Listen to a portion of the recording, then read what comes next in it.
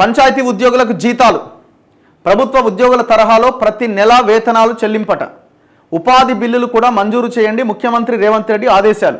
బేసిక్గా ఈ పంచాయతీ ఉద్యోగులకి మరి జీతం ఎట్లా ఇస్తారు, ఎంత ఇస్తారు?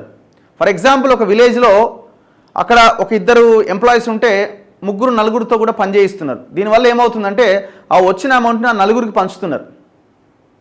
మరి ఎవరి జీతం ఎంత అనేది ఫిక్స్ చేయండి, ఏ గ్రామంలో ఎంతమంది కార్మికులు ఉండాలనేది ఫిక్స్ చేయండి. ఒకవేళ కార్మికులు తక్కువ ఉంటే అదే గ్రామం నుంచి ఇంకో ఇద్దరిని తీసుకురండి, గ్రామం అప్పుడు బాగుంటుంది. అందరికీ ఒకే రకమైన జీతం ఇవ్వండి.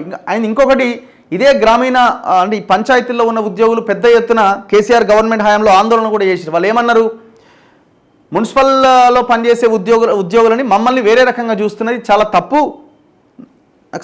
అంత ఐడియా లేదు, అదొక జీవో ఉన్నది, దాన్ని తీసేయాలని కూడా వాళ్ళు పెద్ద ఎత్తున ఆందోళన చేశారు. సో వీటన్నిటి మీద ఫోకస్ చేయాలా. మీరు ఓన్లీ వాళ్ళకి జీతం ఇస్తాం, వాళ్ళ అకౌంట్లో వేస్తామంటే ఎవరెవరికి ఎంత జీతాలు ఉన్నాయి, వచ్చే జీతాన్ని ముగ్గురు నలుగురు పంచుకుంటున్నారు. పాపం వాళ్ళు 4,000 5,000 అట్లా వస్తుంది వాళ్ళకి.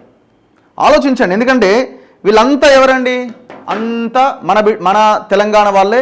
ఈ గ్రామీణ పంచాయతీ ఉద్యోగులంతా ఎవరు ఉంటారు, ఎక్కువ దళితులు ఉంటారు, మెజారిటీ దళితులు ఉంటారు, అక్కడక్కడ బీసీలు కూడా ఉంటారు కొన్ని గ్రామాల్లో. సో ఈ బలహీన వర్గాలే, దళిత గిరిజన బీసీలే ఈ పంచాయతీ ఉద్యోగులుగా, ఈ కార్మికులుగా పనిచేస్తున్నారు. ఇప్పుడు మీరు వాళ్ళకి ఇచ్చిన జీతము వాళ్ళు ఎక్కడ ఖర్చు పెడతారు, ఇక్కడే ఖర్చు పెడతారు, అదే అమౌంట్ రొటేషన్ అవుతుంది, వాళ్ళు కొంచెం మంచిగా బతకగలుగుతారు. పెంచండి జీతం, తప్పేం లేదు.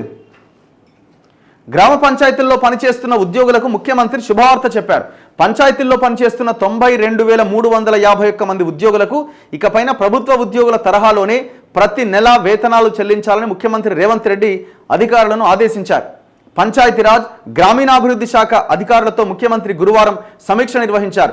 ఈ సందర్భంగా సీఎం మాట్లాడుతూ పంచాయతీల్లో పనిచేసే ఉద్యోగులకు వేతనాల కింద ప్రతి నెల 116 కోట్లు చెల్లించాల్సి ఉంటుందని, ఈ చెల్లింపుల్లో ఆలస్యం లేకుండా స్పష్టమైన విధానాన్ని అనుసరించాలని పంచాయతీరాజ్ ఆర్థిక శాఖ అధికారులను ఆదేశించారు.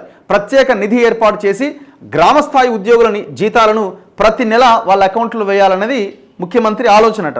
మంచిదే, ఇంప్లిమెంట్ చేయండి. 116 కోట్లు అయితే ఇంకో 100 కోట్లు పెంచండి, ఇంకా రిక్రూట్ చేయండి, ఇంత జీతం పెంచే ప్రయత్నం చేయండి, తప్పేం లేదు.